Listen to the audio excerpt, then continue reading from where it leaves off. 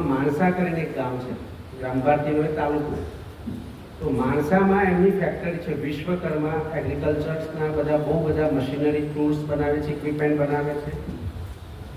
અને લગભગ એવરેજ મહિને 1 થી 1.5 કરોડનું ટર્નઓવર છે, એટલે વર્ષે 12 થી 15 કરોડનું ટર્નઓવર છે. એવી કારખાનું જે ફૂલ્લી, જેને કહેવાય ને, બહુ સરસ લેટેસ્ટ ઇક્વિપમેન્ટ એમની પાસે છે.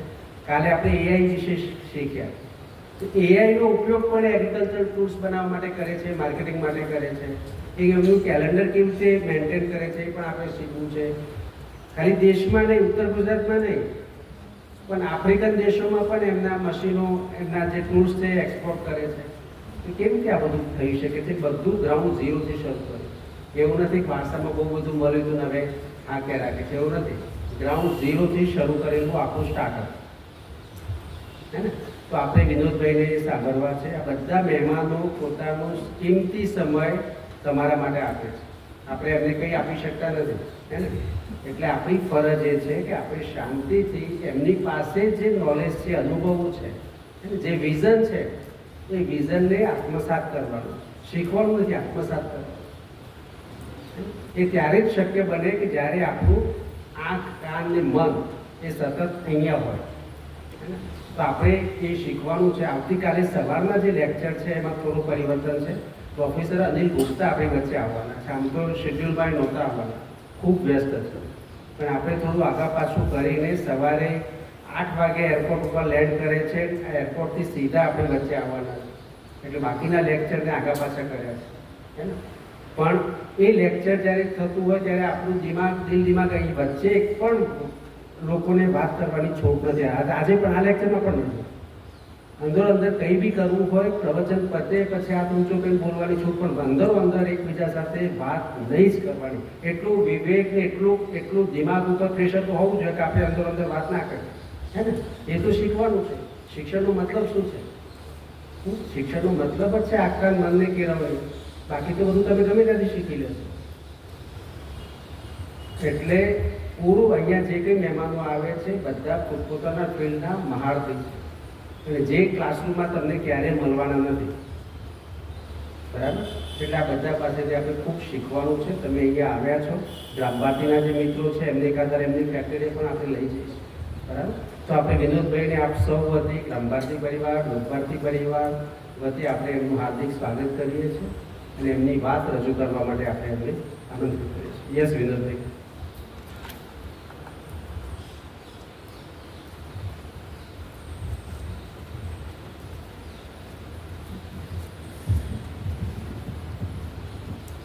નમસ્કાર.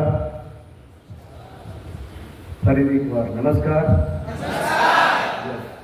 તમારી જેટલી એનર્જી હશે ને એટલું તમારું મન વધારે એક્સેપ્ટ કરશે. તો આજે તમારી બધાની વચ્ચે મને રમેશભાઈએ કીધું કે તમારા વિશે કંઈક બોલવાનું છે. એટલે જ્યારે એક ફેક્ટરીના માલિક તરીકે બોલવાનું હોય ને ત્યારે હંમેશા હું એ ધ્યાન રાખું કે મારા અનુભવો ઉપરથી નવી પેઢીને શું મળે અને એ જાણીને એ લોકો પોતાના જીવનમાં કેટલો ફાયદો કરી શકે. એટલે કોઈ ફોર્મલ ટોક કે એવું કંઈ ટિપિકલ ટોક નથી. મેં એના વિશે કંઈ પણ તૈયારી કરી નથી. પણ મને જેટલું ખબર છે અને હું જેટલા પ્રોસેસમાંથી પાસ થયો છું અને મને લાગે છે કે આ વસ્તુ તમે અપનાવશો તો તમને ક્યાંક ને ક્યાંક ફાયદો થશે. એવી થોડી ઘણી વસ્તુઓ મારે તમારી સાથે શેર કરવી છે. સાથે સાથે એમાં તમારું ઇન્વોલ્વમેન્ટ પણ મને જોઈશે કે તમને એમાં કેટલો રસ પડે છે, કયા ટોપિકમાં તમે વધારે ઊંડા જાઓ છો અને તમે શાંતિથી સાંભળો છો, તમારું ઇન્વોલ્વમેન્ટ કેટલું છે એના ઉપરથી આપણે વાત કરીશું. તો પહેલાં ટૂંકમાં મારો પરિચય આપી દઉં. મારું નામ વિનોદ ગજ્જર છે. અહીંયાથી 5 કિલોમીટર દૂર માણસા ગામ આવેલું છે. ત્યાં અમારી ફેક્ટરી છે, ફેમિલી બિઝનેસ છે. વિશ્વકર્મા એગ્રીકલ્ચર વર્કના નામે ત્યાં અમારી ફેક્ટરી આવેલી છે અને અમે છેલ્લા 45 વર્ષથી એગ્રીકલ્ચર ઇક્વિપમેન્ટમાં કામ કરીએ છીએ. એટલે 1980માં મારા ફાધરે જે ધંધો ચાલુ કર્યો હતો એ પછી 1998થી મેં લીધો છે. એટલે ઓલમોસ્ટ 25 વર્ષ કરતાં વધારેનો અનુભવ મને આ ક્ષેત્રમાં છે. ત્યાંનું માર્કેટિંગ ઇનોવેશનથી માંડી પ્રોડક્શનનું તમામ મોટાભાગનું લેઝર કામ હું જોતો હોઉં છું. એટલે મને એક ફાયદો એ મળ્યો છે કે પ્રોડક્શન કેવી રીતે થાય, પ્રોડક્શનની પ્રોસેસ જે છે, લીન મેન્યુફેક્ચરિંગ, 5S, કાઇઝન, પોકાયોકે, એ બધી વસ્તુઓ પણ મને જાણવાનો મોકો મળ્યો છે. અને સાથે સાથે મેનેજમેન્ટ શું છે, સેલ્સ માર્કેટિંગ શું છે અને મેનેજમેન્ટ લીડરશિપ શું છે એ પણ મેં મારા અનુભવોથી શીખ્યું છું. અને આજ પણ હું શીખતો રહું છું. આજે તમે જેમ અહીંયા સ્ટુડન્ટ બનીને બેઠા છો, એ જ રીતે હું દર બુધવારે, દર શનિવારે સવારે 6 થી 8 સ્ટુડન્ટ બનીને બેસું છું અને મેન્ટર પાસેથી મેનેજમેન્ટના પાઠ શીખું છું. અને એ પણ દર મહિને 15,000 રૂપિયા ચૂકવીને. હવે તમને લાગશે કે 25 વર્ષના અનુભવી કોઈ ઉદ્યોગકારને આ રીતે શીખવાની જરૂર છે. તમને લાગે છે કે 25 વર્ષ જેણે ધંધો કર્યો હોય એણે આ રીતે કોઈની પાસે ધંધો શીખવો પડે એવું વ્યાજબી છે? પણ માણસ દરેક ઉંમરે શીખતો રહે છે અને શીખવાની ઈચ્છા એને જ હોય જેને ગ્રો થવું હોય. તમારે ગ્રો થવું હોય ને, તમારે વિકસવું હોય તો શીખવાની ઈચ્છા, કંઈક નવું જાણવાની ઈચ્છા કાયમ રાખવી પડે. તો એ ઈચ્છા તમારામાં પહેલેથી ડેવલપ હોવી જોઈએ. કોઈ પણ વસ્તુમાં ઊંડે ઉતરવાની ઈચ્છા. એક સાદા ઉદાહરણથી હું તમને શરૂઆત કરું કે જ્યારે ગૂગલ આવ્યું, શરૂઆતમાં ઇન્ટરનેટ આવ્યું, ગૂગલ આવ્યું, ત્યારે મારા ત્યાં કેટલુંક મટીરિયલ વેપારીના થ્રુ આવતું. ત્યાં ખાસ ધ્યાન રાખજો, કેટલુંક મટીરિયલ વેપારી થ્રુ આવતું હતું એટલે એના મેન્યુફેક્ચરની આપણને ખબર નહોતી. હવે તમે કોઈ મેન્યુફેક્ચર પાસેથી મટીરિયલ ખરીદી કરો અને એ મટીરિયલ મેન્યુફેક્ચર કોઈ ડીલરને આપે ને ડીલર પાસેથી ખરીદી કરો તો એમાં ફાયદો શેમાં રહેતો? કહેશે કોઈ? તમે કોઈ ડાયરેક્ટ મેન્યુફેક્ચર પાસેથી મટીરિયલ ખરીદી કરો અને એ જ મટીરિયલ તમે કોઈ ડીલર કે કોઈ નાના વેપારી પાસેથી ખરીદી કરો તો શેમાં ફાયદો થાય? મેન્યુફેક્ચર પાસેથી. તો બે વસ્તુ થાય કે આપણે વેપારી હોય અથવા તો આપણે મેન્યુફેક્ચરર હોય તો આપણે જોવું પડે કે આપણી વસ્તુ મોંઘી કેવી રીતે વેચી શકીએ, એટલે કે એમાં પ્રોફિટ વધારે કેવી રીતે લઈ શકીએ. એક પ્રોફિટ વધારવાના બે રસ્તા, કે કાં તો તમારી વસ્તુ ઉપર તમે પ્રોફિટ વધારો અને કાં તો તમારી વસ્તુની લેન્ડિંગ કોસ્ટ એટલે પડતર કિંમત ઘટાડો. દાખલા તરીકે તમે 100 રૂપિયાની કોઈ વસ્તુ બજારમાંથી લીધી અને તમે માર્કેટમાં વેચવા જાઓ છો તો 110માં તમે વેચો છો. હવે 110માં એ વસ્તુ વેચાઈ જાય છે અને તમને 10 રૂપિયા પ્રોફિટ થાય છે. પણ તમને કોઈ એવો સપ્લાયર મળી જાય કે તમને એ જ વસ્તુ 90 રૂપિયામાં આપે તો શું થાય?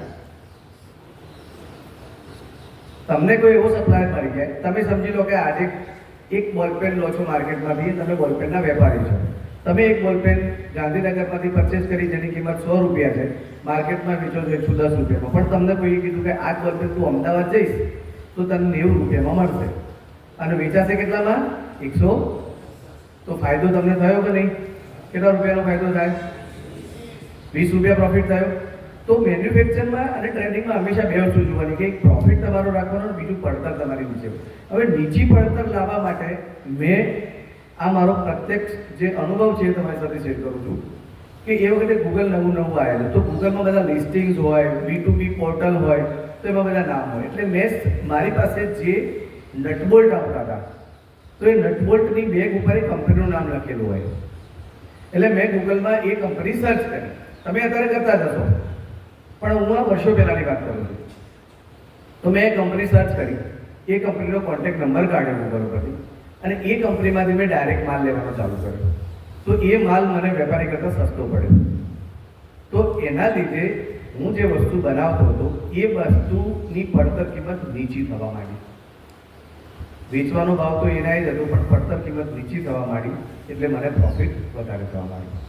એટલે આ જ રીતે જ્યારે તમે કોઈ જગ્યાએ ધંધામાં આવો છો, વેપારમાં આવો છો, કે અત્યારે હાલ પણ તમે જે પરિસ્થિતિમાં છો, તમને કોઈ વસ્તુ નથી મળતી તો તમે નેટ ઉપર એનું સર્ચ કરતા હશો.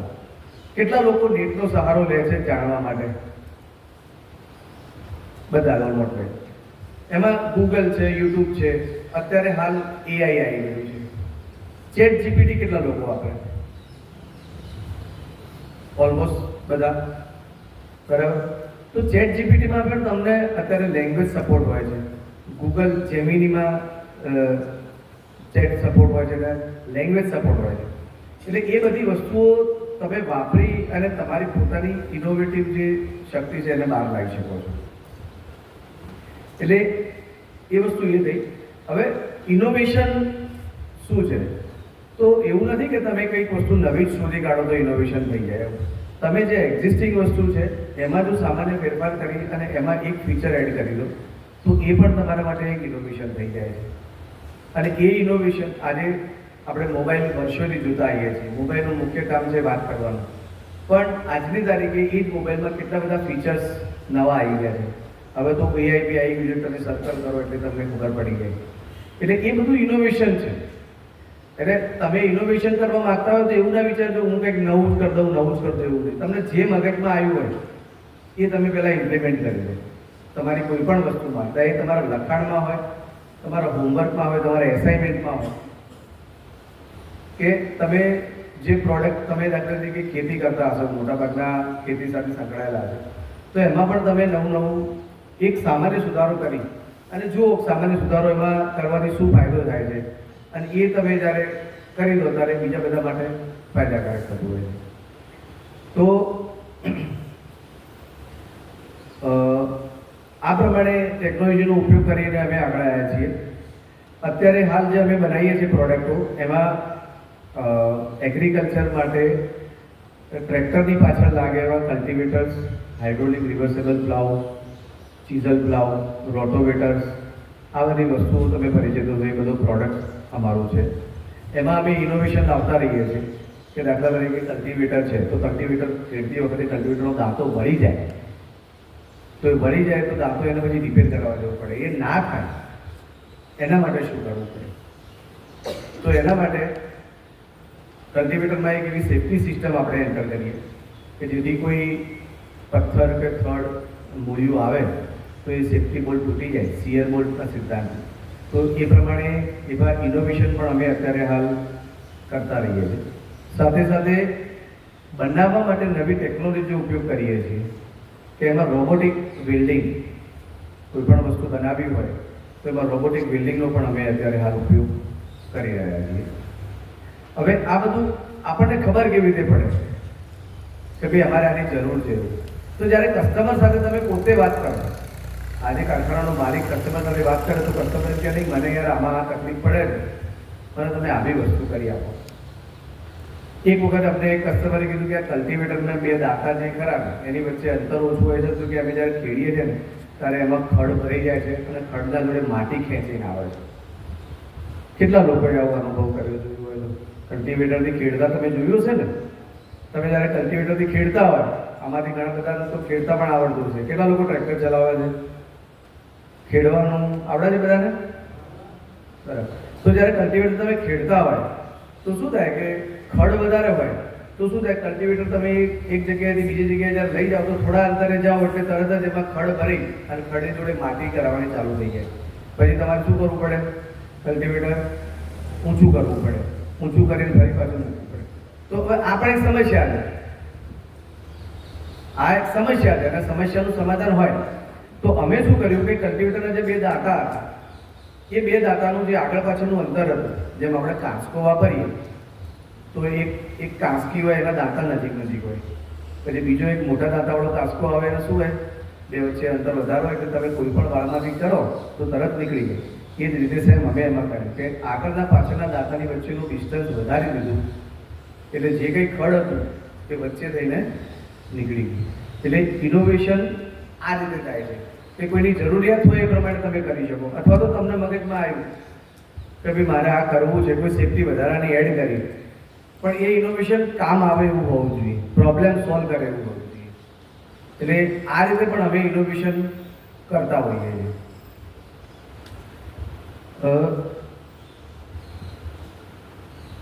કદાચ ચેતનભાઈએ તમને વાત કરી હોય તો વત્સલ ટોંગ કરીને એક સાણસી માટે જ્યારે જ્ઞાનમાંથી ને એમાંથી અમે બધા એક નવી સાણસી બનાવવાનું ચાલુ કર્યું તો એક એવી સાણસી બનાવી કે જેમાં જે હેન્ડલ તમે લગાવો તપેલીને. તો જેમ તપેલીમાં વજન વધારે ભરેલું હોય એમ હેન્ડલ વધારે ટાઈટ થતું જાય.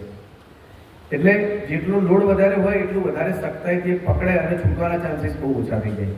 એટલે એવી એક વત્સલ ટોમનું ઇનોવેશન પણ જ્ઞાનમાં એક મારા નામે છે અને એ માટે એક આશ્વાસન ઇનામ પણ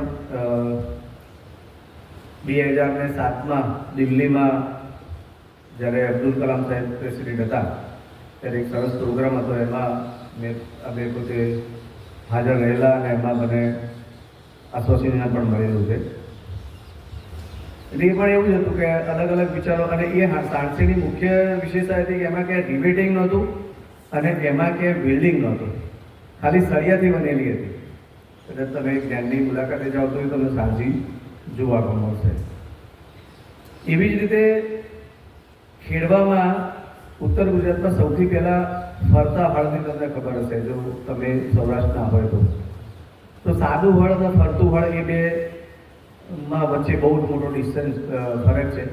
કે સાદું હળ હોય તો તમારે રિવર્સ લઈને આવવું પડે ખેડતી વખતે, અને રિવર્સેબલ હળ હોય તો તમારે એના છેડા ઉપર એને તમે પલટી મારી દો એટલે ફરીથી એના એક તરફ તમારે પાછું આવી જવાય. એટલે એમાં ડીઝલ અને ટાઈમ બંને બચે. એટલે એવું એક પ્લાવનું બી કામકાજ અમે કરીએ છીએ. સાથે સાથે મોટા નગારા જે મંદિરમાં વાગે છે તો બહુ જ મોટા મશીનો આરતીના બધા વાપરતા હોય છે, બધાના ગામના મંદિરોમાં હોય છે. તો અમને વિચાર આવ્યો કે લાવો નાનું મશીન બનાવીએ કે રીતે આપણે ઘરમાં રાખી શકીએ. એટલે અમે બિલકુલ નાનું મશીન બનાવ્યું. મોટું મશીન 100 કિલોનું આવે, આ અમે જે નાનું મશીન બનાવ્યું બિલકુલ 2.5 કિલો વજનનું છે અને એકદમ નાનું, એક હાથમાં ઉઠાઈ જાય મશીન. અને એમાં અમે નવું ફીચર્સ એડ કર્યું કે ભાઈ એમાં તમે જેનું તાલ છે એ તાલને પણ તમે કંટ્રોલ કરી શકો. એટલે એક ઇનોવેશન એવું કર્યું કે ભાઈ આમાં જે એક જ સ્પીડે વાગે છે, મોટા મશીનો એક જ સ્પીડથી વાગતા હોય, તો હવે આપણને ખબર પડી કે કોઈને આરતી ધીમી ગાવી હોય, કોઈને ફાસ્ટ ગાવી હોય, તો એના માટે આપણે એમાં એક તાલ સેટ થાય અથવા તો તાલની ઝડપ વધે, તાલ વધારે ઘટે એવું. એટલે આપણે એમાં પછી એક ઇલેક્ટ્રોનિકલી કંટ્રોલર પણ મૂક્યું કે જેનાથી એની સ્પીડ વધઘટ થઈ શકે. એટલે આ એક ઇનોવેશન હતું અને એને બજારમાં ખૂબ સારો પ્રતિસાદ મળ્યો. એનાથી અમારું સેલ્સ જે હતું એ સેલ્સ પણ અમારું એનાથી વધ્યું. એટલે આવું કોઈ ઇનોવેશન તમે એડ કરતા હોય. પછી લોકોને એવું કહેવું હતું કે આરતી વખતે શંખ વાગે એવું કરો, તો અમે ઇલેક્ટ્રોનિકલી એક શંખની સર્કિટ બનાવી અને એ સર્કિટ અમે અંદર ઇન્સ્ટોલ કરી અને એક નાનકડું સાઉન્ડ સિસ્ટમ મૂક્યું કે જ્યારે મશીન ચાલુ કરો ત્યારે એમાં શંખ પણ વાગે. એટલે એવું લોકોની માંગ હતી તો એ શંખ પણ આપણે એમાં એડ કર્યો અને અત્યારે હાલ એ શંખની બી ડિમાન્ડ છે. એટલે આવા ઇનોવેશનો એડ કરતા જઈએ તો તમને પ્રોડક્ટ વધારે એક્સેપ્ટેબલ માર્કેટમાં બનતી જાય. ઇનોવેશન ખાલી પ્રોડક્ટમાં થાય એવું નથી હોતું, પણ તમે સિસ્ટમમાં પણ કરી શકો. તમે જે કામ કરતા હોય એ સિસ્ટમમાં પણ તમે કરી શકો. દાખલા તરીકે સેલ્સની સિસ્ટમ હોય તો સેલ્સમાં તમે ઇનોવેશન કરી શકો. સેલ્સ તમે ટ્રેકિંગ કરી શકો. એના માટે ટેકનોલોજીમાં અથવા તો આખા વર્ષનું સેલ્સ હોય એ તમારે જ્યારે એને જોવું હોય કે મારે કયા એરિયામાં કેટલું સેલ્સ થયું, કઈ વસ્તુ વેચાઈ, કયા માણસે કેટલી વસ્તુ વેચી, તો એ માટે પણ અમે ટેકનોલોજીનો ઉપયોગ કરીએ છીએ. દાખલા તરીકે લુકર સ્ટુડિયો, ગૂગલ લુકર સ્ટુડિયો, કોઈ નામ સાંભળ્યું હોય તો ડેશબોર્ડ બનાવી આપે છે. તમારો જે ડેટા હોય એ ડેટાને તમે ડ્રાઈવમાં મૂકો અને કેટલાક એના અલ્ગોરિધમ સેટ કરો એટલે તમને જે જોઈએ એ ડેટા તમને આપી શકે. આખું ડેશબોર્ડ બનાવીને આપી દે વિઝ્યુઅલ ફોર્મમાં કે તમારી કઈ વસ્તુ કયા એરિયામાં કેટલી વેચાઈ, એવરેજ કેટલી છે, કયા મહિનામાં કેટલી વેચાઈ છે, કયા વર્ષમાં કેટલી વેચાઈ છે, કયા એક્ઝિક્યુટિવે કયા તાલુકામાં કઈ વસ્તુ વેચી છે. કોઈએ લુકર સ્ટુડિયોનું નામ સાંભળ્યું છે? તો આ એક વસ્તુ સારી છે. તમારે જો ડેટાનું એનાલિસિસ કરવું હોય, કારણ કે અત્યારે ડેટા એનાલિસિસ પણ ખૂબ મોટો એક સબ્જેક્ટ છે અને ડેટા એનાલિસિસ આજે દરેક ધંધામાં, દરેક મોટા બિઝનેસની જરૂર છે. તો એમાં તમે કોઈ પણ જાતનો ડેટા હોય, ડેટાનું એનાલિસિસ તમે આરામથી કરી શકો છો. એ લુકર સ્ટુડિયો કરીને ગૂગલની એપ્લિકેશન છે, એ તમે વાપરી શકો છો. એટલે સેલ્સમાં અમે એ ટેકનોલોજીનો પણ ઉપયોગ કરતા હોઈએ છીએ. સાથે સાથે શીખવામાં કીધું તો ગૂગલ છે, યુટ્યુબ છે કે ઇન્સ્ટાગ્રામ છે, આજે તમે બધા આ બધા વાપરતા જશો. એના ઉપર તમે શું જુઓ છો? આજે કામ વગરની રીત પણ આવતી હોય છે. તમે તમારા ક્ષેત્રમાં હોય તો એગ્રીકલ્ચરના કેટલાક નવા ઇનોવેશન પણ આવતા હોય છે. કોઈ મને કહેશે કે કોઈએ ઇન્સ્ટા ઉપર એગ્રીકલ્ચરનું છેલ્લે નવું ઇનોવેશન શું જોયું?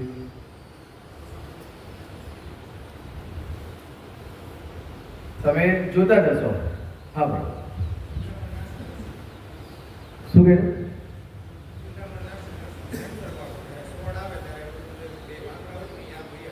ઓકે, સરસ. ભાઈ વાત કરે છે મિકેનિકલ વીડિંગની. હવે મિકેનિકલ વીડિંગ એટલે શું?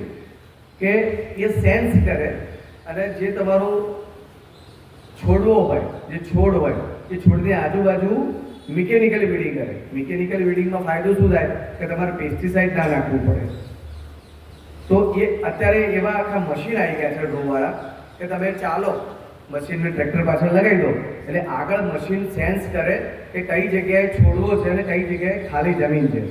અને પાછળ જે એનું મિકેનિકલ વીડિંગ મિકેનિઝમ હોય એ મિકેનિઝમ એ છોડવાની ફરતે વીડિંગ કરી નાખે.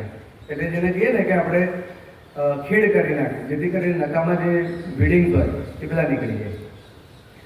હવે એનાથી બી આગળ ટેકનોલોજી આવી છે. કોઈને ખબર છે વીડિંગ માટેની ટેકનોલોજી નવી કઈ છે? વીડિંગ માટે નવી ટેકનોલોજી આવી છે કે જે આ મિકેનિકલ વીડિંગ કરતાં પણ એક સ્ટેપ આગળ છે.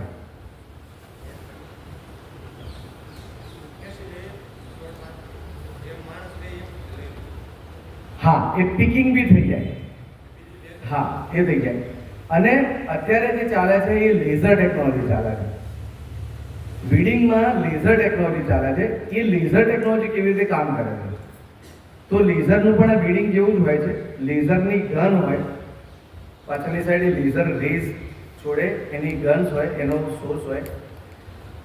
તમે એ આખું મિકેનિઝમ હોય ટ્રક જેવું, નાના ટ્રક જેવું, એ તમે જ્યારે તમારા ખેતરમાંથી આમ પાસ કરો એટલે એ જોઈ લે કે આઈડેન્ટિફાઈ કરી લે એઆઈ ટેકનોલોજીની મદદથી કે આ નકામું વીડ છે અને એ વીડનું સેન્ટર કઈ જગ્યાએ છે એ જોઈ અને ત્યાં લેઝરથી એક બીમ આપે અને લેઝર બીમ આપે એટલે એ ત્યાંના ત્યાં બળી જાય.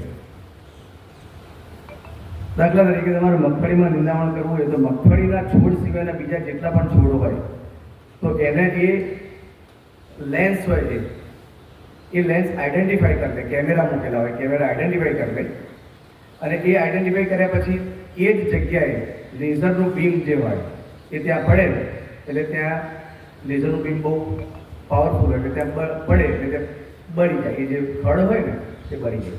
કોઈ જોયો નાનો વિડીયો લેઝર વીડિંગનો વિડીયો કોઈને જોયો હોય? બે માણસો છે.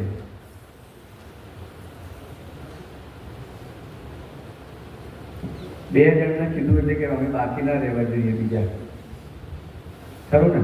એટલે હાથ ઊંચો કરવામાં કોઈ દિવસ પાછી વારે નહીં કરવાની. તમને ખબર હોય તો હાથ ઊંચો કરીને જણાવી દેવું કે અમે જોયેલું છે. કોઈ શરમમાં રહેવું નહીં.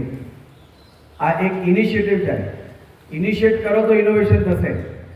તમે ઇનિશિયેટ કરશો, આગળ આવશો તો તમને કોઈ વધારે જાણવાની કે તમને ઈચ્છા થશે. એટલે અત્યારે એક લેઝર વીડર કરીને પણ આવેલું છે. એ અત્યારે હાલ ઇન્ડિયામાં ઇન્ટ્રોડ્યુસ નથી થયું પણ યુરોપમાં અને અમેરિકામાં આ જ વસ્તુ લેઝર વીડિંગથી વીડિંગ કરવાનું ચાલુ થઈ ગયું છે. હવે લેઝર વીડિંગથી વીડિંગ થાય તો તમે સમજો કે કેટલું બધું પેસ્ટિસાઇડ બચે, કેટલું બધું મિકેનિકલ ફોર્સ બચી જાય આપણું. અને અત્યારે આપણે જે ઓર્ગેનિક ફાર્મિંગની વાત કરીએ છીએ તો એ ઓર્ગેનિક ફાર્મિંગ માટે સારામાં સારી બેસ્ટ વસ્તુ તમને મળી ગઈ. હવે વાત કરી શીખવાની કે શીખવાની વાત આવી તો થોડુંક એક આપણે એ જાણી લઈએ કે તમે અત્યારે હાલ તમારા સબ્જેક્ટને અનુરૂપ બહારના સોર્સથી શું શીખી રહ્યા છો? એટલે બે ચાર જણા જવાબ જોઈએ. કે બહારના સોર્સથી તમે શું શીખો છો, કયા સોર્સથી શીખો છો, કંઈ કોલેજ સિવાય તમે ક્યાંથી શીખી રહ્યા છો તો કેવી રીતે શીખો છો. તો એક તમે તમારા જે બીજા ક્લાસમેટ છે કે તમારી જોડેવાળા જે કલીગ્સ છે એમને પણ જાણવા મળશે, કારણ કે ઘણા બધાએ યુટ્યુબની એવી ચેનલ સબસ્ક્રાઈબ કરી રાખી હોય જેને કોઈની ખબર ના હોય. તો થોડાક ક્વેશ્ચન આન્સર ઉપર અથવા તો ઇન્ટરેક્શન મોડ ઉપર આપણે જઈએ આમાં. તો મને કોઈ સારી યુટ્યુબ ચેનલ્સના નામ તમારામાંથી કોઈ જો ફોલો કરતા હોય તો આપણે અહીંયા કહીએ એમને, જેથી બીજા લોકો પણ એ જાણી શકે અને એમાં શું છે એની પણ આપણે થોડી વાત કરીશું. તો છે કોઈની પાસે એવું, કોઈ મિત્રો પાસે? Indian farmer, okay. બીજા કોઈ? Agri media, okay. Agri media, sorry, okay. પશુપાલનને લગતું. પશુપાલનની વાત નીકળી છે તો પશુપાલનમાં અત્યારે શું ટેકનોલોજી છે, કોઈ તમને ખબર છે? નવી ટેકનોલોજી પશુપાલનની ટેકનોલોજી, નવી ટેકનોલોજીમાં કેટલા લોકોને ખ્યાલ છે? શું આવી છે અત્યારે technology? Sorry, okay. PMR machine અને મિલ્કિંગ મશીન સાથે સાયલેજ મશીન પણ આવ્યા છે. મિકેનિકલની વાત કરીએ તો સાયલેજ મશીન શું છે કે લીલો ઘાસચારાને ભેગું કરી અને તમને એનું એક બેલ બનાવીને આપી દે છે. કેટલા લોકો ખબર છે સાયલેજની? રાઈટ. તો સાયલેજ મશીન સાથે બીજા મિનરલ મિક્સ કરવા માટે ટીએમઆર મશીન વપરાય છે. એ કેટલા લોકોને ખબર છે? રાઈટ. ટીએમઆર મશીન જોયેલું છે કોઈએ? રાઈટ. તો એ ફીડની વાત થઈ. હવે પશુપાલનમાં આપણે જે એની જાત સુધારવા માટે, તો તમારી પાસે કોઈ ગીર ગાય છે સારી ક્વોલિટીની, બરાબર, સમજી લો કે 10 લીટર દૂધવાળી કોઈ ગાય છે તમારી પાસે, એના સંવર્ધન માટેની ટેકનોલોજીની વાત કરીએ તો કેટલા લોકોને ખબર છે કે એમાં સારું સંવર્ધન કરવા માટે શું ટેકનોલોજી આવી છે? Embryo transplant. એમ્બ્રિયો ટ્રાન્સપ્લાન્ટની કેટલા લોકોને ખબર છે? ઓકે. પછી અત્યારે હાલ એક એઆઈ એટલે આર્ટિફિશિયલ ઇન્સેમિનેશન, એઆઈ જે કરાવીએ આપણે, બીજદાન કહીએ છીએ ગુજરાતીમાં. તો બીજદાનમાં પણ ટેકનોલોજી આવી છે. કેટલા લોકોને ખબર છે?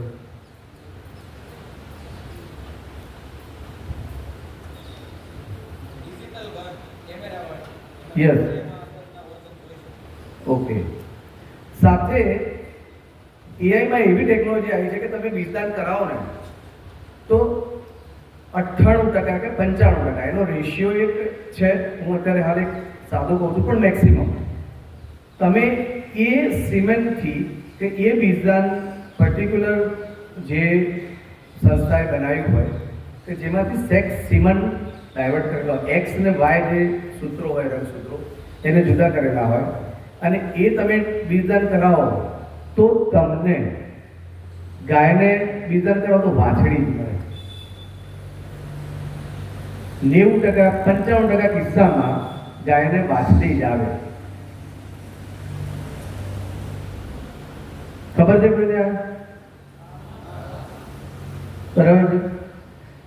તો આ ટેકનોલોજી પણ અત્યારે હાલ ચાલી રહી છે કે બીજદાનમાં તમે સેક્સ સિમેન્ટ સ્પેસિફાઈ કરી દીધેલા, અલગ કરી દીધેલા હોય, અને એ બીજદાન તમે કરાવો. થોડુંક બીજદાન એ અત્યારે મોંઘું આવે છે પણ એફોર્ડેબલ છે, અને સારામાં સારા બુલ હોય એ બુલનું સિમેન્ટ લઈ અને એમાં એ લોકો જુદા પડતા હોય છે. તો એનાથી શું થાય કે તમને જે બુલ આવવાનો હોય એની જગ્યાએ વાછડી આવે, તો પશુપાલક હોય, પશુપાલકને પણ વધારે ફાયદો થાય, કારણ કે વાછડી આવો તો એટલે દૂધની આવક વધતી જાય. એટલે આ રીતે એક શ્યોર શોર્ટ કે ભાઈ તમે જે કાર્ય કરી રહ્યા છો મતલબ પાક્કું પરિણામ મળવાનું છે, એવી એક ટેકનોલોજી છે. સાથે સાથે ચાફ કટિંગમાં પણ ટેકનોલોજી આવી ગઈ છે કે જ્યારે તમે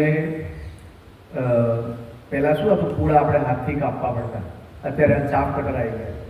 હવે ચાપ કટર પણ એમાં એવા આવ્યા છે કે તમે સીધા જ પૂળા વાઢી અને એની ટ્રોલી સાથે ચાપ કટર જોઈન કરેલું હોય તો સીધું તમારે ટ્રોલીમાં ચાપિંગ થઈ જાય. એના સિવાય નેપિયર કટિંગને એના માટે મોટા મોટા જે સાઇલેજ કટર કહેવાય જેને હાર્વેસ્ટર, તો એવા પણ આવી ગયા છે જેથી એ બધું જ કલેક્ટ થઈ જાય. તમે 4-5 રો હોય એક સાથે કટિંગ થઈ જાય. સિકલ બાર આવ્યા છે, ટ્રેક્ટરની પાછળ તમે લગાવી દો એટલે તમારે 4 વાઢવી ના પડે. પાછળથી એક સિકલ બાર ટાઈપનું હોય, એમાં એક રીપરના જેમ બ્લેડ હોય, એ બ્લેડ કાપે એટલે તમારું ઘાસ જે હોય એ બધું કપાઈની બાજુ પડી જાય, પછી તમારે ખાલી કલેક્ટ કરવાનું રહે. ફોરેજ હાર્વેસ્ટર કહેતા હોય છે એને. એ નાના ફોરેજ હાર્વેસ્ટર મોટા બી આવે છે. ટ્રેક્ટરની સાથે ફોરેજ હાર્વેસ્ટર લાગી જાય એટલે તમારે 4 કાપી 4 વાઢીને એના ટુકડા કરવા નહીં. ટ્રેક્ટર ઉપર જો સીધે સીધું તમે ખેતરમાં જવા દો એટલે ખેતરમાંથી સીધે 4 તમારી હોય, જે નેપિયર હોય કે બીજું કોઈ પણ હોય, મકાઈ હોય, એ વઢાઈ જાય. વઢાઈ નાના ટુકડા થઈને ટ્રેક્ટરના ઉપર જ એક આખું બકેટ હોય, એમાં 1 ટન કે 2 ટન સીધું આવી જાય અને એ જ સીધું જે કટિંગ થયેલું જે ઘાસ હોય એ તમે પછી તમારા પશુઓને આપી શકો. તો એક ફોરેજ હાર્વેસ્ટર કરીને બી આ ટેકનોલોજી માર્કેટમાં અત્યારે હાલ ચાલી રહી છે. અને જેમ DMR કીધું તો DMRમાં એ મિક્સઅપ કરી અને ઘાસ જે આપણું સાઇલેજ હોય, સાઇલેજ સાથે બીજા મિનરલ મિક્સ કરીને પણ એમાં ખવડાવતા હોય છે. જે TMRનો ઉપયોગ એ રીતે એને પોષણક્ષમ ખોરાક આપવા માટે DMRનો ઉપયોગ થતો હોય છે. તો ખેતીવાડી અને પશુપાલન આ 2 વસ્તુ થઈ ગયું. હવે તમને ખબર છે કે બાગાયતમાં પણ ટેકનોલોજી આવેલી છે. બાગાયતમાં બી અત્યારે ટિશ્યુ કલ્ચર ને બધું વ્યવસ્થિત ચાલતું હોય છે. તો બાગાયતનો એટલો મારો વિષય નથી એટલે મને એમાં વધારે ખબર નથી, પણ બાગાયત ક્ષેત્રે પણ સારા નાની જે ઓછા સમયના ઝાડ હોય, રોપા હોય, એ પણ તમને વહેલું પ્રોડક્શન આપતા થઈ જાય. નીચું પ્રોડક્શન આપણે નાળિયેરીને એ બધું ફિક્સ આવ્યું છે અત્યારે કે તે નીચી જ રહે અને એના ઉપર ચડવું ના પડે નાળિયેરી ના કરવા માટે. પછી અત્યારે ખારેક તો ખારેક બધે થતી થઈ ગઈ છે. જે પહેલાં ખારેક એવું કહેવાતું ખાલી રણમાં જ થાય, એની જગ્યાએ અત્યારે ખારેક ગાંધીનગર જિલ્લામાં બી ખારેક સરસ પાકે છે દરેક જાતની. તો એ ટિશ્યુ કલ્ચરના લીધે છોડો એવા થઈ ગયા કે જે પરિસ્થિતિને અનુકૂળ થઈ અને પ્રોડક્શન આપી શકે. તો બાગાયતમાં પણ આ પ્રકારના ઇનોવેશન્સ થયેલા છે.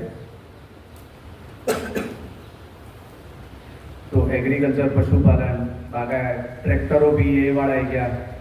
ટ્રેક્ટરમાં બી અત્યારે હાલ સ્ટ્રેટ લાઇનમાં GPS બેઝ ટ્રેક્ટર આવી ગયા. તમે બધાએ જોયા જ હશે કે એમાં એક કીટ આવે ટ્રેક્ટરમાં. એ કીટ તમે લગાવી દો એટલે તમારું ટ્રેક્ટર જે છે એ ખેતરમાં સ્ટ્રેટ વેમાં કામ કરે, સીધું જ જાય.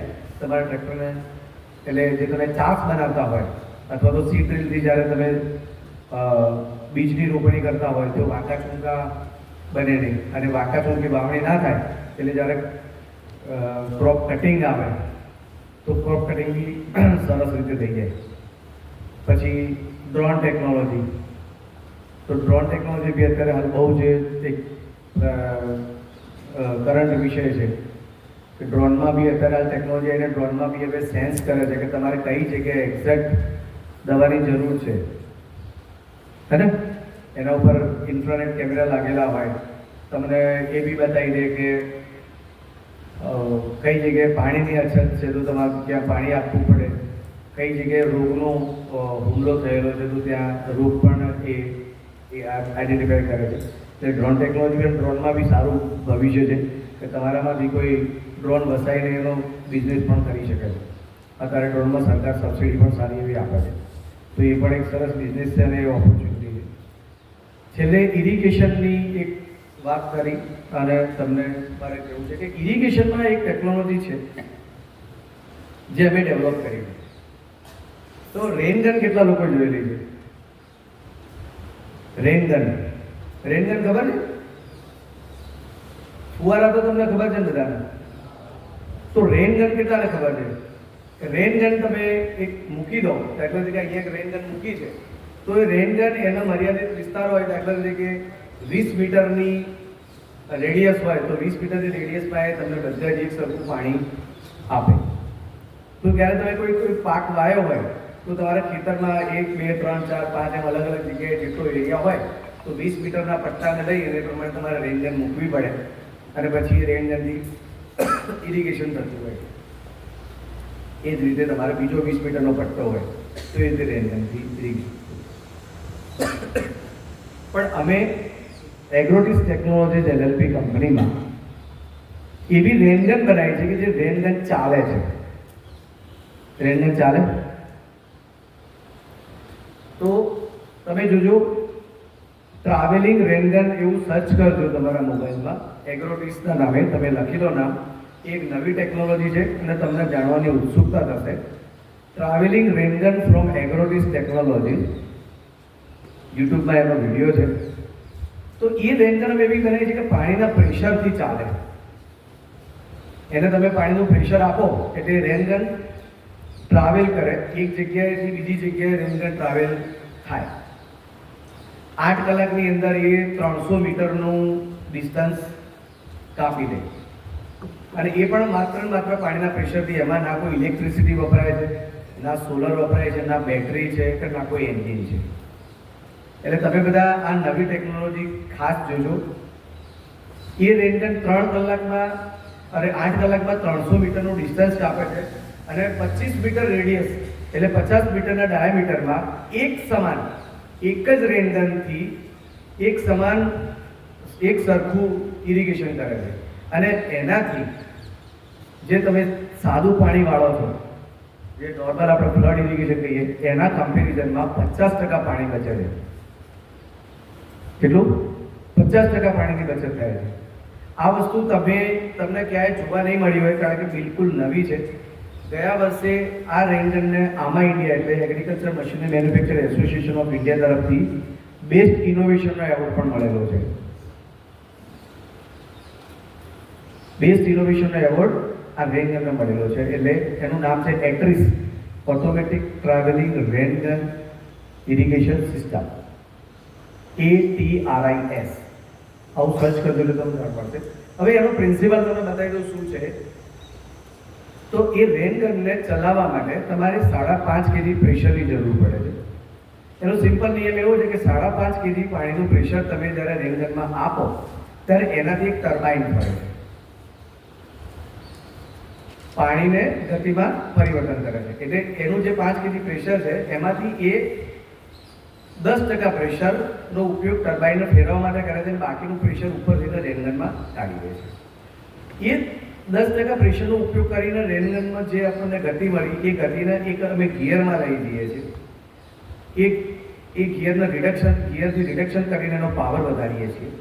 અને એ ગિયર સાથે એક ફિરકી, આપણે જેને સાદી ફિરકી કહીએ ને એવી ફિરકીને આપણે જોડી દઈએ છીએ કે જેથી કરીને એના ઉપર એક તાર વીંટાવાનું ચાલુ થાય. હવે ફિરકીનો એક છેડો ખોલી અને સામેના છેડે ખેતરમાં લગાવી દઈએ છીએ. જ્યારે ફિરકી ફરે અને ત્યાં છેડો બાંધેલો હોય તો આ ફિરકી સામેના છેડા તરફ ટ્રાવેલ કરે છે. ટ્રાવેલ કરવા માટે 4 વ્હીલ અમે આઈડલ 4 વ્હીલ આપેલા છે જેથી કરીને ફ્રિક્શન ના લાગે. તો એ 4 વ્હીલ ઉપર એ રેનગન 300 મીટરનું ડિસ્ટન્સ કાપીને ત્યાં જાય છે. એ તમને એમાં બતાવેલું છે. એટલે આ એક્ટ્રિસ ઓટોમેટિક ટ્રાવેલ રેનગન ઇરિગેશન સિસ્ટમ અત્યારની લેટેસ્ટ સિસ્ટમ છે. 50% પાણીનું બચત થાય છે. હવે પેલી રેનગન અથવા તો ડ્રીપ ઇરિગેશન અને સ્પ્રિંકલર કરતાં આમાં ફાયદો શું છે? તો સ્પ્રિંકલર અથવા તો જે ડ્રીપ ઇરિગેશન છે એને તમે ખેડવા માટે જ્યારે આંતરખેડ કરવી હોય ત્યારે ડ્રીપ ઇરિગેશનમાં તમે નથી કરી શકતા. સ્પ્રિંકલર હોય ત્યારે તમે એમાં બહુ લિમિટેશનમાં કરી શકો છો. સાથે સાથે ઊંચા પાક પર, દાખલા તરીકે શેરડી છે કે નેપિયર હોય તો નેપિયર આજે 10 ફૂટ ઊંચું થાય છે.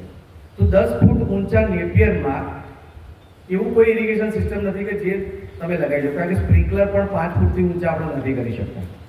જ્યારે આ રેનગન જમીનથી 7 ફૂટ ઊંચી એની રેનગન લાગે અને રેનગનનો એંગલ 23 ડિગ્રી હોય એટલે એ એક વરસાદના સ્વરૂપે પાણી પાડે છે. અને એટલા માટે એ ટોલ ક્રોપમાં, ઊંચા ક્રોપમાં પણ સક્સેસફુલ છે. એટલે જ્યાં ડ્રીપ ઇરિગેશન કરે એટલે ઘાસચારાની જે વાત હોય કાં તો ઊંચા ક્રોપ હોય ત્યાં આગળ તમને આ રેનગન સૌથી વધારે સક્સેસફુલ છે. સાથે સાથે આ રેનગનમાં તમારે કોઈ પ્લાસ્ટિકની પાઇપ પાથરવી પડતી નથી. એટલે આ રેનગન તમે જ્યારે છેડા ઉપર લાવી દો તો એ ખેતરમાં તમે ગમે તે જગ્યાએ નિંદામણ મિકેનિકલી કરી શકો છો. ટ્રેક્ટર તમારું થઈ શકે છે. એટલે સૌથી મોટો ફાયદો આ છે. બીજી વસ્તુ, તમારે જ્યારે રેનગનને બીજી જગ્યાએ લઈ જવી હોય કે બીજો તમારો પાક બદલાઈ જાય ત્યારે એમાંથી પાઇપો ઉઠાવવી પડતી નથી, કારણ કે પાઇપો લાગતી જ નથી. આમાં સુધા એમાં પાઇપો લાગે જ નહીં. એક જ કનેક્શન આવે છેડા ઉપર કે જેથી ફ્લેક્સિબલ પાઇપ વડે ટ્રાવેલ કરે. બીજી વસ્તુ, સ્પ્રિંકલર કે ડ્રીપ ઇરિગેશન હોય તો એમાં તમારે ફિલ્ટર ખાસ મૂકવું પડે, કારણ કે એના છિદ્રો નાના નાના હોય. એટલે એમાં ક્યારેક રેતી કે કચરો આવી જાય તો ફિલ્ટર ચોકઅપ થઈ જવાની અથવા તો ડ્રીપ ચોકઅપ થઈ જવાનો ઇસ્યુ આવે. આમાં જે પાણી નીકળે છે એ પાણી 16 mm ના હોલમાંથી નીકળે છે. એની જે નોઝલ હોય એ 16 mm એટલે ઓલમોસ્ટ આટલી થઈ. આમાંથી પાણી નીકળે છે, એમાં નાનો મોટો કચરો હોય કે કીડા મકોડા હોય કે બીજા જીવજંતુ હોય ને એનાથી બ્લોક થતું નથી. અને આમાં એક બબલ ટેકનોલોજી હોય છે કે જેથી કરીને તમને સપ્રમાણમાં પાણી મળે. એટલે તમે રેનગન અહીંયા ઊભી કરી હોય અને 25 મીટરે જ્યારે રેનગનનો લાસ્ટ પાણી પડતું હોય તો 25 મીટર અને 0 પોઈન્ટની વચ્ચે જે પાણી પડે એ બધું સપ્રમાણમાં પડતું હોય. રેનગનમાં ટેકનોલોજી આવે છે કે એ પાણીને સીધું નથી નાખતા. એમાં અંદર ગિયર હોય અને એનું એક મિકેનિઝમ હોય છે કે જેથી કરીને પાણીના બબલ્સ બનાવે, પાણીનો એક ગોળો બની જાય એમાં. અને તમે જ્યારે રેનગનને ચાલુ જુઓ ને તો તમને પાણી સતત ઉડતું ના દેખાય, આના નાના નાના પાર્ટ્સ દેખાય. એના લીધે એ મેઇન રેનગનની ટેકનોલોજી છે જે ઇન્ડિયામાં અત્યારે નથી બનતી. જનરલી ટર્કી અને ઇટલીમાં બને છે. એ રેનગન આપણે ટર્કી કે ઇટલીની વાપરીએ છીએ. એના લીધે તમને 0 પોઈન્ટથી 25 મીટર સુધીનું જે ડિસ્ટન્સ કરું ત્યાં આગળ કન્ટિન્યુઅસ તમને એક સરખું પાણી મળે. એટલે આ એટ્રીસનું અત્યારે હાલ માર્કેટમાં બહુ જ ડિમાન્ડ છે. અમે એ આફ્રિકન કન્ટ્રીઝમાં પણ મોકલીએ છીએ અને યુરોપિયન કન્ટ્રીઝમાં પણ એનું ચલણ અત્યારે છે. એટલે આ એક ટેકનોલોજી તમે જોજો, એનો અભ્યાસ કરજો અને એના પ્રોઝ એન્ડ કોન્સ તમે નક્કી કરજો કે આ આપણને કઈ કઈ રીતે ફાયદો કરી શકે. ખેડૂત, એક સામાન્ય ખેડૂત વાપરે તો શું ફાયદો થઈ શકે. અને જે લોકો ઇરિગેશન કરતા હોય એ લોકોને તમે પણ આ બતાવજો કે આવી કોઈ વસ્તુ હોય જે ચાલતા ચાલતા રેનગન ટ્રાવેલિંગ કરીને ઇરિગેશન કરે. એ વસ્તુથી આપણને ક્યાં ક્યાં ફાયદો થઈ શકે એક તમે ચર્ચા કરજો કે જેથી તમારે એક હોરાઇઝન છે. તો આ છેલ્લી જે એડ્રેસની વાત કરી એની સાથે મેં મારા અનુભવ તમને શેર કર્યા. હવે તમને કોઈ પ્રશ્ન હોય ધંધાને લગતો કે ઇનોવેશનને લગતો તો તમે મને પૂછી શકો છો. એનો હું મારી રીતે બધો જવાબ આપવાનો પ્રયત્ન કરીશ. મારા અનુભવ ઉપરથી તમને બધો અનુભવ તમને એમાં મેં ક્યાં કેવો અનુભવ કર્યો છે એ વિશેની તમે વાત કરીએ. ઇમ્પ્લિમેન્ટ વિશેનો સવાલ હોય કે બીજો કોઈ પણ સવાલ હોય. યસ,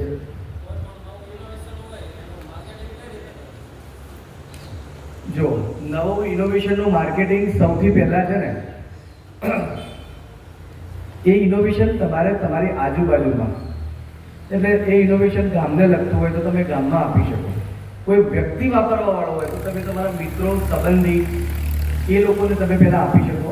અને એ પ્રૂવ થઈ જાય કે આ સરસ છે તો એ ઇનોવેશનનું તમે પ્રોડક્શન તો કરવાના જ હશો એનું, કે ઇનોવેશન છે એનું પ્રોડક્શન થાય. અત્યારે હાલ ઇનોવેશનને ફેલાવવા માટે સૌથી અગત્યનું સોશિયલ મીડિયા છે. સોશિયલ મીડિયાનો ઉપયોગ કરી અને એ તમારા ઇનોવેશનને તમે ખૂબ દૂર પહોંચાડી શકો છો. સોશિયલ મીડિયામાં પણ તમારે શું કરવું જોઈએ? તો સોશિયલ મીડિયામાં એક તો પેડ એડ થઈ શકે કે જેથી ફેસબુક અને મેટા પોતે તમારી પાસેથી પૈસા લઈ અને એ ઇનોવેશન પાછું તમે જ્યાં ઈચ્છો ત્યાં પહોંચાડી શકો. તમને ખબર છે કે મેટા હોય એ મેટામાં પેડ એડ તમે જ્યારે કરો ત્યારે તમે કોઈ એક સમુદાયને કે કોઈ એક એરિયાને પણ ટાર્ગેટ કરી શકો છો. મેટા એડ્સ વિશે કેટલા લોકોને ખબર છે? બૂસ્ટ પોસ્ટ અથવા તો મેટા એડ વિશે કેટલા લોકોને ખબર છે? સોશિયલ મીડિયા માર્કેટિંગમાં મેટા એટલે ફેસબુક, એ કંપની તમારી પાસેથી પૈસા લઈ અને તમારી વસ્તુ બીજા લોકોને બતાવે. તમે જ્યારે સોશિયલ મીડિયામાં કોઈ વસ્તુ જોતા હોય ત્યારે ઉપર સ્પોન્સર્ડ લખેલું આવે છે, કોઈ પેજ હોય ને નીચે સ્પોન્સર્ડ લખેલું આવે છે. તો એ સ્પોન્સર્ડ એટલે એનો મતલબ એ થયો કે ફેસબુકે એની માટે પૈસા લીધા છે, તમને બતાવે છે. અને તમને જ કેમ બતાવે છે? કારણ કે તમે એ ટાઈપની વસ્તુઓ જોતા હોય છે. તમે એગ્રીકલ્ચરની વસ્તુઓ જોતા હોય તો તમને એગ્રીકલ્ચર રિલેટેડ વસ્તુઓ મેટા બતાવી જાય. એ એક એનું AI છે, અલ્ગોરિધમ. એટલે તમે સૌથી પહેલું ઇનોવેશન કોઈ એક ગામ, તાલુકો, જિલ્લો કે સ્ટેટમાં કરવા માટે, એનો ફેલાવો કરવા માટે તમે એ રીતે પૈસા કરીને કરી શકો છો. બીજું કે તમે જેમ કીધું કે યુટ્યુબ ચેનલ્સ હોય તો એ લોકોના સોશિયલ મીડિયા હેન્ડલ્સ હોય છે. તો એવા જે ઇન્ફ્લુએન્સર્સ હોય એ ઇન્ફ્લુએન્સરના પણ તમે વાત કરો કે મારી પાસે ઇનોવેશન છે અને મારે એને પ્રસિદ્ધ કરવું છે, માર્કેટિંગ કરવું છે, તો તમે એની પાસે માર્કેટિંગ કરાવી શકો. એ અત્યારે સારામાં સારો રસ્તો છે કે સોશિયલ મીડિયા ઇન્ફ્લુએન્સર હોય, તમારી વસ્તુનું માર્કેટિંગ કરે તો બહુ જ બધા લોકો સુધી પહોંચે. તમે ગૂગલમાં લિસ્ટિંગ કરાવી શકો છો. પછી આવી આપણી કોઈ સંસ્થા હોય, કે જ્ઞાન કે NIF કે એવી સંસ્થા હોય તો એ સંસ્થામાં પણ તમે તમારા ઇનોવેશનને રજીસ્ટર કરાવો તો એ લોકો પણ ખૂબ પૂરતા પ્રમાણમાં દરેક પ્લેટફોર્મ ઉપર તમારા ઇનોવેશન્સને પ્રેઝન્ટ કરતા હોય છે. એમની વેબસાઇટ ઉપર પણ એ નાખતા હોય છે. અને આવા બધા જે ફંક્શન્સ થતા હોય કે સરકારી જે પ્રોગ્રામ થતા હોય એમાં પણ એ તમારા ઇનોવેશન્સને પ્રમોટ કરતા હોય છે. એટલે તમારા ઇનોવેશનનું માર્કેટિંગ તમારી પોતાની વેબસાઇટ બનાવી પણ કરી શકો છો. તમારા મિત્રોના વોટ્સએપ ગ્રુપ હોય તો વોટ્સએપ ગ્રુપમાં પણ તમે ઇનોવેશન નાખીને એની કોઈ પ્રાઇઝ તમારે વેચવાનું હોય તો એ પ્રાઇસ નક્કી કરીને તમે વેચી શકો છો. એટલે અત્યારે હાલ તમારી પ્રોડક્ટ વેચવા માટે કંઈ તમારે મહેનત કરવાની જરૂર નથી. ખૂબ સરળતાથી તમે તમારી પ્રોડક્ટ વેચી શકો છો. સોશિયલ મીડિયા માર્કેટિંગમાં ખૂબ ઓછા બજેટથી તમે ઘણા બધા લોકો સુધી પહોંચી શકો છો. એટલે સોશિયલ મીડિયાને અત્યારે હાલ લોકો બહુ જ ધ્યાન આપી રહ્યા છે. અને આવું જ્યારે તમારું ઇનોવેશન હોય ત્યારે તો લોકો એને ઘણા બધા શેર કરતા હોય છે. કારણ કે અમને ખબર છે કે અમારે આરતી મશીન, નાનું આરતી મશીન જ્યારે મેં બનાવ્યું ત્યારે બહુ બધા લોકો એને સોશિયલ મીડિયા ઉપર શેર કરતા હતા અને મિલિયન્સમાં એમના વ્યૂઝ આવતા હતા. એટલે સોશિયલ મીડિયા એક અત્યારે હું કહું તો 60% જેટલું તમારું માર્કેટિંગ તમે સોશિયલ મીડિયા કરી આપશે.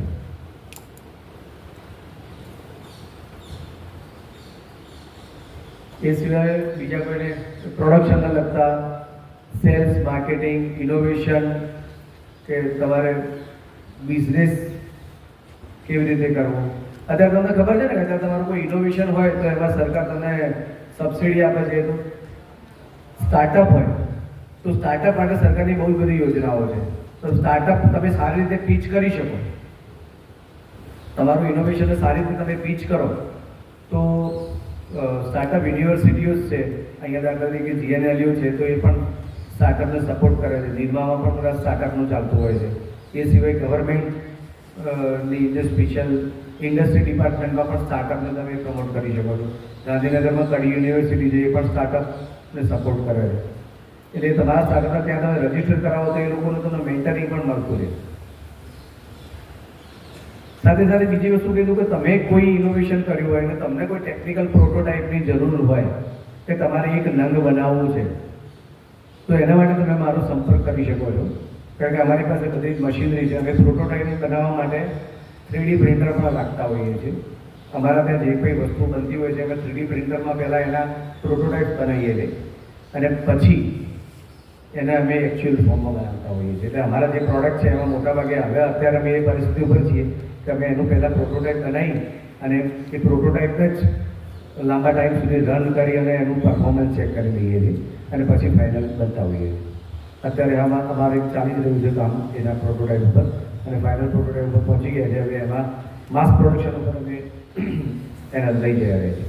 એટલે આવી કોઈને હેલ્પ જોઈતી હોય તો હું હંમેશા કહેતો રહું છું કે તમે આવો, અહીંયાથી નજીક ફેક્ટરી છે અને જો તમને અનુકૂળતા હોય તો તમે ફેક્ટરીની વિઝિટ પણ કરો કે જેથી તમને ખ્યાલ આવે કે પ્રોડક્શન સિસ્ટમ શું હોય છે, કયું મટીરિયલ વપરાતું હોય છે અને કેવી રીતે કામ થતું હોય છે.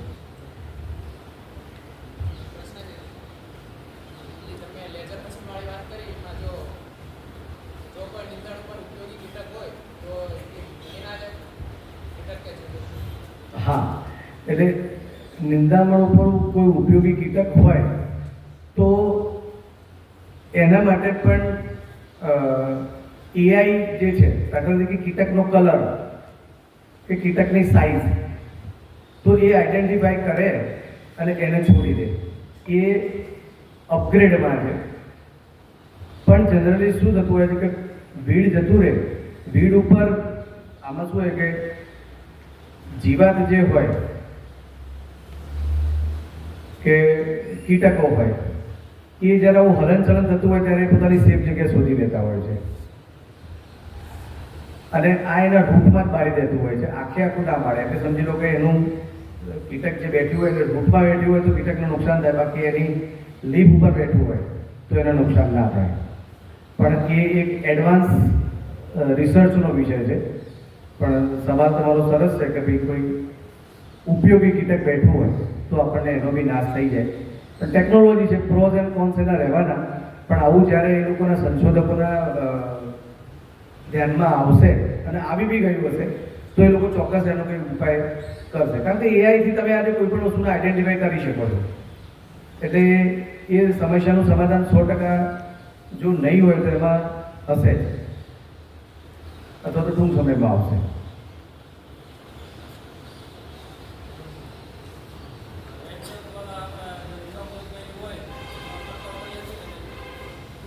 રેનગનમાં જીવામૃતનો છંટકાવ. રેનગનમાં તમે વેન્ચુરી મૂકી અને તમે ખાતર આપી શકો છો આરામથી. કારણ કે જેમ ફુવારામાં કે ડ્રીપમાં આપો છો એ જ રીતે એ રેનગનમાં પણ તમે અત્યારે હાલ તો એવા ઇન્જેક્ટેબલ પમ્પ્સ આવ્યા છે કે પર્ટિક્યુલર આટલા કલાકમાં આટલા લીટર ઇન્ફ્યુઝ કરે, એટલે એવા ઇન્ફ્યુઝર પંપ પણ એમાં તમે લગાવી શકો છો. એટલે એમાં આરામથી થઈ શકે.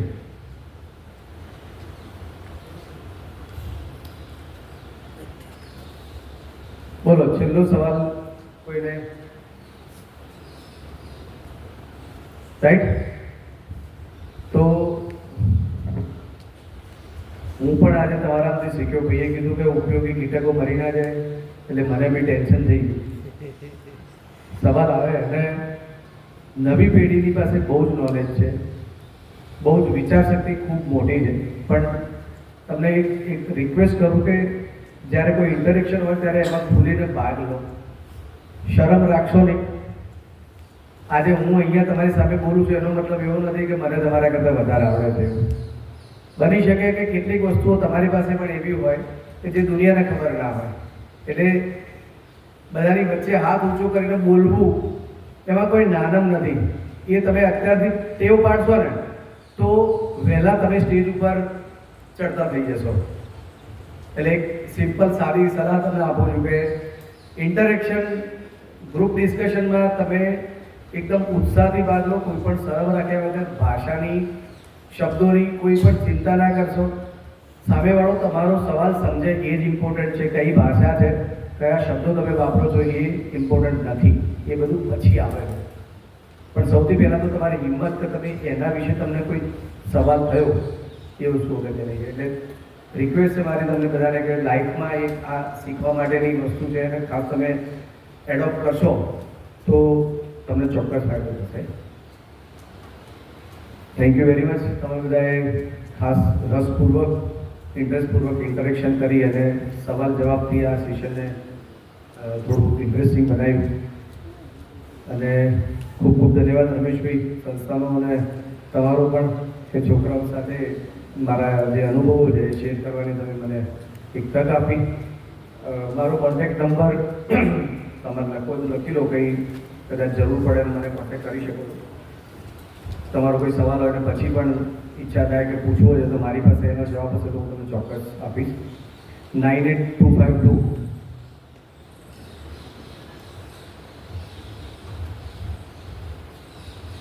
34054 98252 34054. એગ્રીકલ્ચર મેકેનાઇઝેશનને લગતી કોઈ પણ વસ્તુની તમારે જરૂર હોય પૂછતા હોય તો મને ચોક્કસ તમે વોટ્સએપ કરી શકો છો અથવા કોલ કરી શકો છો. વિનોદ ગજ્જર મારું નામ છે. મેં તમને શરૂઆતમાં કહ્યું પ્રમાણે તમે ત્યારે તમે મને વોટ્સએપ પર તમારો સવાલ અથવા તો કોઈ નવું ઇનોવેશન હોય અને એના વિશે જાણવા માંગતા હોય તો મને ચોક્કસ સવાલ પૂછીશું. ચાલો, થેન્ક યુ.